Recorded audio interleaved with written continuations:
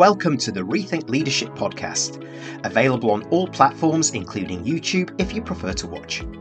My name is Jeremy Blain, CEO of Performance Works International, Executive Director of the Transformational Leadership Acceleration Institute, and Managing Partner of Diversity Talent. My aim is to bring insights from leaders, experts, and highly talented professionals from around the world. Insights, stories, and advice from the front lines of modern leadership to engage, inspire, and mobilize progress back in the workplace. Every episode is a learning opportunity for us all. The Rethink Leadership podcast also supports charities around the world. Each episode is in aid of a cause chosen by my guests, and to date, I'm proud to say we've supported over 60 global and local great causes. Joining me today is Julian Hamood, the president of Trusted Tech Team from California. With 16 plus years of expertise and experience in IT solutions, licensing, consultations, and customer relations, Julian has led the company's exponential growth, doubling revenue for 3 consecutive years. The secret? Putting the human touch at the heart of digital. Outside of the Trusted Tech Team, Julian actively volunteers and sponsors Project Youth OC, empowering underprivileged and at-risk youth through counselling, mentoring, and professional development. We discuss why putting the all-important human-to-human touch at the heart of digital service, support, and ongoing transformation is the critical factor for success across all industry sectors, organisations, and our communities. This episode is in aid of Oscar and Ma, a non-profit social enterprise founded by Scott Green, an Orange County entrepreneur, venture capitalist, and philanthropist. This wonderful organisation actively creates employment opportunities for people who are experiencing significant barriers to entry into the job market. Hi, Julian. Thanks very much for joining me. Please introduce yourself, your business, the Trusted Tech Team. Yeah, Jeremy, thank you so much. Again, name is Julian Hamood, president of Trusted Tech Team, based out of Irvine, California. That's Southern California, next to Newport Beach, about 45 minutes south from Los Angeles. No traffic, of course. And navigated the organization through COVID, through a massive change, especially in the last 2 years with Microsoft, and then of course more recently with OpenAI. So really looking forward to our engagement here, and again, the Rethink Leadership podcast. You've done amazing work, and really looking forward to continuing to have discussions with you moving forward. Thanks very much for that, and me too. And I'm going to get straight into it here because I'm really impressed with what you've done with the business. And I want to ask a very specific question in this era of digital. Why do you think the human touch is more important than ever in the age of digital, generative AI, hyper automation, you name it? Yeah, this question is not being asked, and it's not being asked because we have such massive traction in regards to AI and the benefits of it. But there's also a lot of organizations that are going to take this too far, and I know we're going to discuss that during this podcast here. But you talk about removal of account management roles, support automation, different automations that are taking priority on the back end. But you are going to have a over AI, over automation, and you are going to lose that human element. And again, examples of different organizations that are continuing to use AI, but you have turnover of staff, you have replacement of certain key components within the organization. And again, it's why would we have staff when we can actually just automate the tasks and procedures, whether that's with warehouse supply fulfillment, whether that's even with client relations. Especially support's going to go first and the sales aspect will come next, but you're going to have massive lack of engagement on support dynamics, whether that's even with our Apple iPhones or our PCs. You're going to hit automation and AI before you hit human element, and we are going to be lacking the human touch. So I think as we continue to progress, the organizations that can still keep those human engagements, human elements front and center are going to be the ones that are going to succeed, because your clients are going to go and find that somewhere else. Humans need human interaction. Automation is great on the back end, and there's a cost savings affiliated with that. But again, it's you need to be touching your clients in so many different ways, in regards to pricing, in regards to feedback, in regards to customer sensitivity, in regards to so many different aspects. So really looking to keep that on the forefront while still developing all the series of automation and benefits that this year in particular has brought us. It reminds me actually, Julian, of every industrial era we've had. This is going to take our jobs. It's hyper automation. I think this was in the 50s in the or the 60s in the US as well.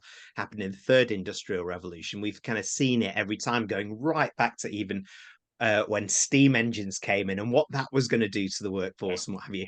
Are we at a similar stage here, or is everybody kind of just going down the digital route without really thinking about what that means from a human perspective? Yeah, great question. I do think we're at a massive junction as big as the internet as a whole, because I think this is going to change all businesses and all ways that we interact with each other.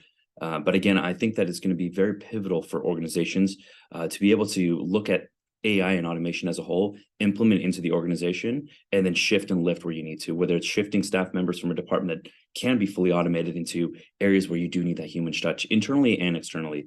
I've been a huge proponent of being in office. Even 2 weeks into COVID, the entire team elected to come back in office, and we've been in office since. And again, it's going to be a very, very unique environment, especially for organizations that have been fully remote and continue to be remote. That's going to cause a whole different set of issues. But I do, back to your question, I think this is going to be huge. I think there's a lot of great benefits from it. I think there's a lot of exposure from it, and I think it's going to create a whole different industry as we move forward and forge ahead. Yeah, I couldn't agree with you more. And I'm going to put you on the spot now because I'm a great admirer of your organization, Trusted Tech Team. And I'd like to know how you as an organization have prioritized this sort of human to human interaction in your engagements and support services, particularly because you're fueling everything with that digital thread. So, what does that look like? But also, what have been the benefits that your clients have realized by putting the human at the heart of it? Yeah, and even before going into the last few years, or just been technology has gone straight up, especially after COVID, 2021, 2022, 2023, especially with OpenAI. I was always 101 on everyone needs to show face on camera in the organization. Everyone needs to come into the office. Everyone needs to show up on time. Those are just fundamental 101s, and it's lost, especially with my generation. You're not taught. You just need to continue to show up, and I do it every day. I'm here Monday through Friday at 5 o'clock in the morning. And again, it's that has been a result of not we'll never lose the human element. We'll use the AI aspect in the back, because if you don't, you're gonna fall way behind. You have to use with the technology that's being provided. But again, you need to have human interactions. Our account managers fly out to the clients. We have our clients hosted internally here. These dynamics are always so crucial to the organization. And the organizations that fully step back on that are the organizations that are not going to be able to retain their clients or their staff. So yeah, and I understand that. So do you have any organizations that you work with that have taken this on board, that you can point to the benefits that they've realized by integrating and enabling digital transformation successfully, but also actually supercharging the human touch? Yeah, absolutely. Again, as much as possible, whether it's workflow automations or whether it's dialogue with the customers, we're using AI to get closer to the realization of what the customer wants. The actual touch to the client is always human interactions, but whether it's a Fortune 50 company or NASDAQ 50 company that we work with, in regards to like realizing the support impact that they have from XYZ and how they want us to engage with them, we're always using automation. We use automation to get us to 70% of that workload, and then we're reaching out and we're conducting our in-person analysis. We'll go out to their office, we'll talk to them in regards to our findings, but we're always creating new reports, we're creating new analysis on the back end. Project Orland's a great tool from Microsoft that actually says, here's all the engagement that you need to have with your clients, and here's everything they're lacking. We'll put that down and we'll actually engage with the client in person.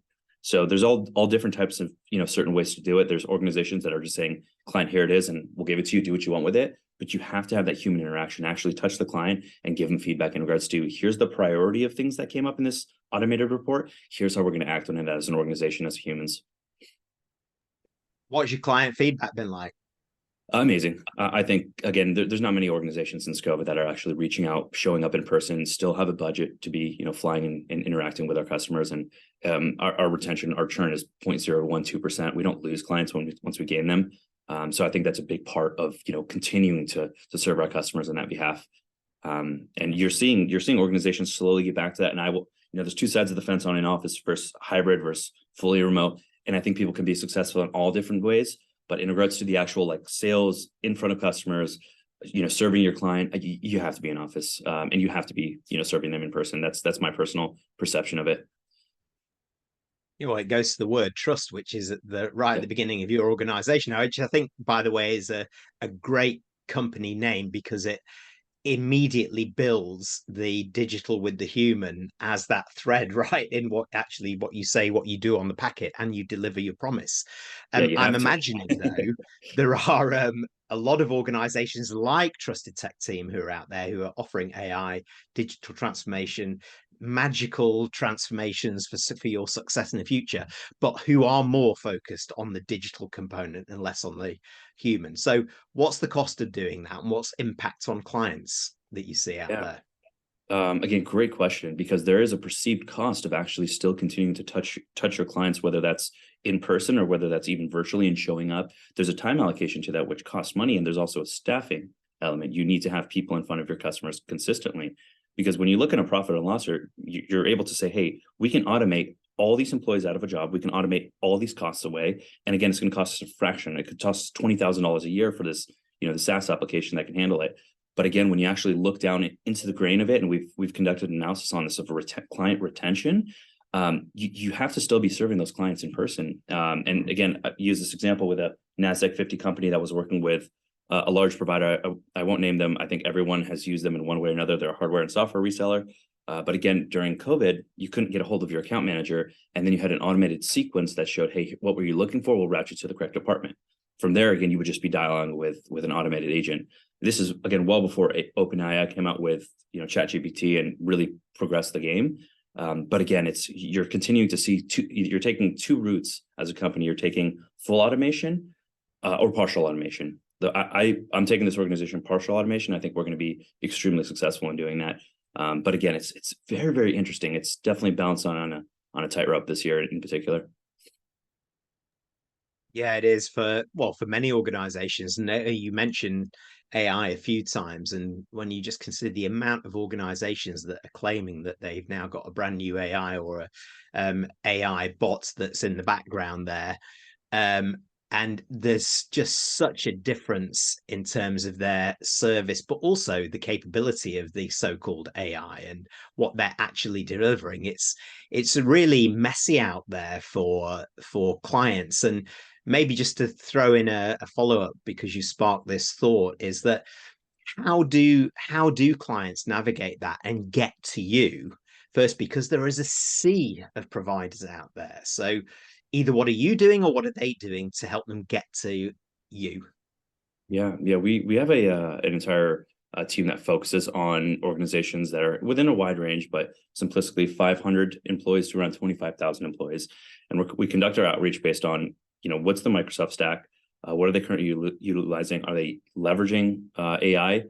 We have a massive word of mouth base as well, but yeah, in regards to how we find our customers are usually finding us, whether it's through searching the brand, running into us on LinkedIn.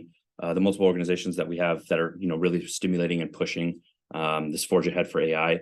But again, they can always go directly to the site. We can have an account manager dialogue with them. But before it has to be a two-way street on the business side. It has to make sense for the client. Are they willing to really put in the work on their side and really put in the work with us to further the organization? Because we want companies that are willing to push forward and forge ahead, not necessarily organizations that are on budget freezes that really don't want to push AI, really don't want to look into the future of Copilot on the Microsoft side, or how to leverage Azure to lift and shift everything off their on-prem environment. So we're at this point in the organization, we really want to be picky in regards to which clients we're working with and which clients we really want to progress forward. I like that, because it's giving you the choice as much as anything else. And that's a great position to be in, because in my experience, particularly in navigating all of that that's out there just in artificial intelligence, let's not forget Web3, blockchain, cybersecurity, all of the things that then kind of come around this, is that they needed a trusted tech team. Genius name again. And Thank and you. and great. So let's just kind of search that up. But you're absolutely right. And I like the fact that you're in a position whereby you can be more challenging of clients and demonstrate the fact that you're willing to work with them, but you're not desperate to work with them, at the cost of everything else. So they have to be willing, you have to be willing, and then it's much more collaborative as you go forward. And I'm sure you see the benefits of that when you know that you've got a client that's buying into the promise and really kind of committing. Is that right? Yeah, absolutely. It's a doctor telling a patient, what you need to do to improve your health, and your patient's coming in every single month and they're improving in health. It's a two-way street, and we've gotten luckily ourselves to a point where we know our customer base, we know how to advance them. We just want to ensure that their engagement is as high as ours when it comes to any aspects of it, especially when it comes to automation and Copilot.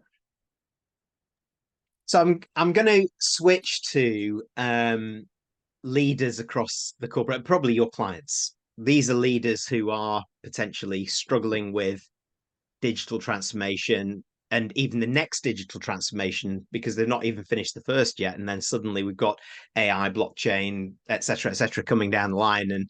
And they're kind of in a bit of a sea of immobilization in many ways. And in those cases, it's quite easy to rush into things and forget the human touch, which is really the important thing in bringing people with you, but engaging them in on the journey as well. So I'm interested from your perspective in the lessons that can be learned from tech entrepreneurs like you in human to human or human first terms as they continue to be challenged with all of this kind of that they have in their orbit, which is ever accelerating as well. What advice would you give these leaders? Yeah, absolutely. And Jeremy, you made a good touching point there of, there's so many technology advancements that are occurring, and you haven't been able to fully implement what was learned in 2019, 2020, and 2021. And now you have your board of directors or your C-suite or your CEO or your president that's really, really pushing that down is what have you done this year for AI, and how are we going to get in a position to do so next year? And matter of fact, we're actually going to cut budget on you as well because we're potentially heading into a recession next year. The leaders that are most successful in continuing the human touch, human element, while still progressing and advancing AI, are the ones that aren't the ones conducting the development, the study, the research. I think the ones that are actually building the department should be the ones that are forward facing with the client because they understand how important that is.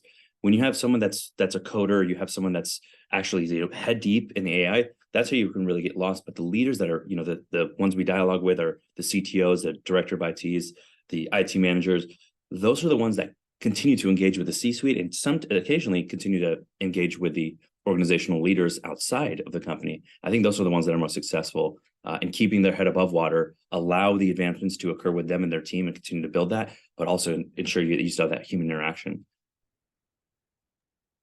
Well, I'm gonna press you on this point because you mentioned the C-suite there. So let's come away from CTOs and those people responsible for this. What can they learn from companies and entrepreneurs like you that will allow them to transform even themselves and maintain that human touch at the pace of their digital transformation, regardless of what's happening or who else is implementing it? Yeah, that's a great question because that actually involves the human element. Who you were, outside of your role. Who are you as a a father, mother, or as a partner? Who are you as a friend? Who are you outside? How much digging have you done with yourself? Have you been vulnerable with yourself as well? Do you understand the importance of continuous dialogue with people, or are you in the last 5 years of your career and you don't want to dialogue with people anymore? Are you want to spend more time at home with the kids and family and the grandkids?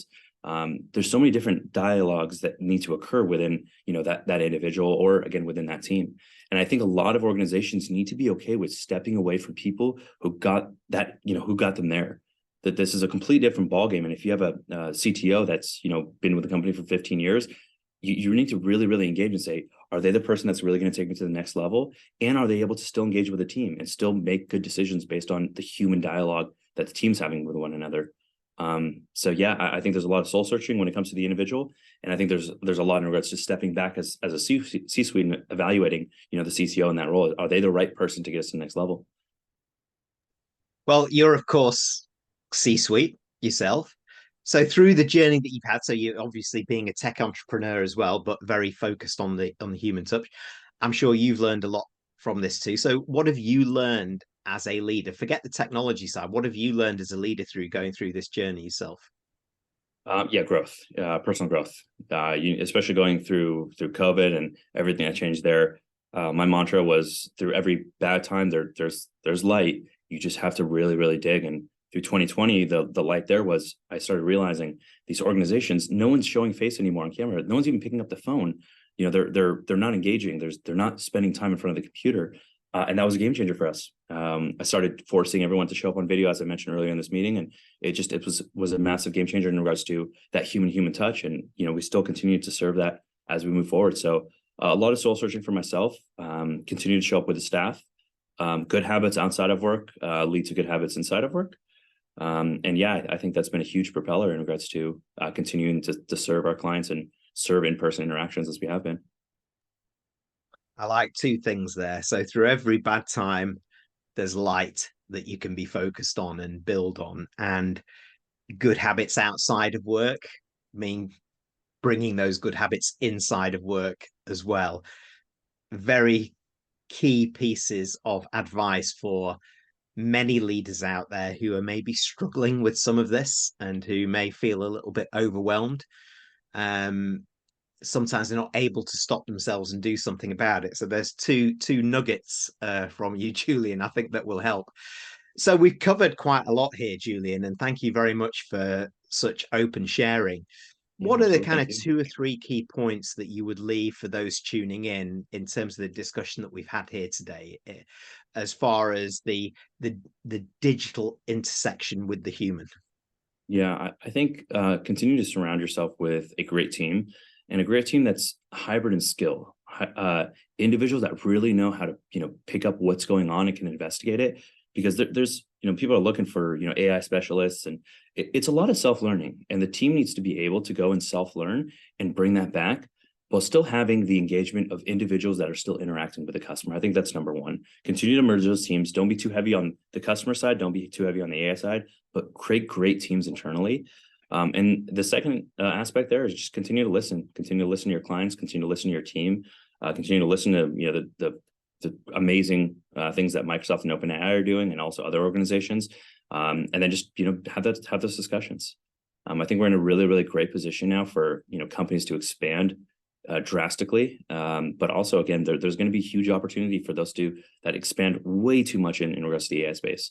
So continue just to keep your head above water and look around. There's going to be ample opportunity for new business ventures or existing business ventures. Yeah, sometimes you got to slow down to speed up, I think is the point there. Yeah, that's definitely, I know that from personal experience as well. Well, look, Julian, thank you very much for joining me. I'm sure there are many tuning in that would want to continue the conversation. So how do they find out more and connect with you? Yeah, my personal LinkedIn. So just Julian Hamood on LinkedIn. There's not many of me, so hopefully I'll come right up. And then again, we post amazing content to our Trusted Tech Team LinkedIn in regards to new engagements we're finding out on the back end of Microsoft. What they're telling us before the public. We'll try to get that information out as soon as possible. So yeah, really looking forward to hopefully meeting some of your audience. Thanks. And just remind me of for those who are not watching on YouTube, the website to go and find out more. Yeah, absolutely. It's trustedtechteam.com, and then we also have a UK presence as well. But either or, just trusttechteam.com will populate to YouTube. If you're in Canada, US, or the UK. Great. Well, Julian Hamood, thank you so much for joining me. Lots of food for thought for our audience. Thank you. Jeremy, thank you so much. Appreciate it. Such a pleasure. Thanks for tuning in to the Rethink Leadership podcast with me, Jeremy Blain. Please like, comment, and support us on your favourite platform, and subscribe to our YouTube channel where you can watch as well as listen to each episode.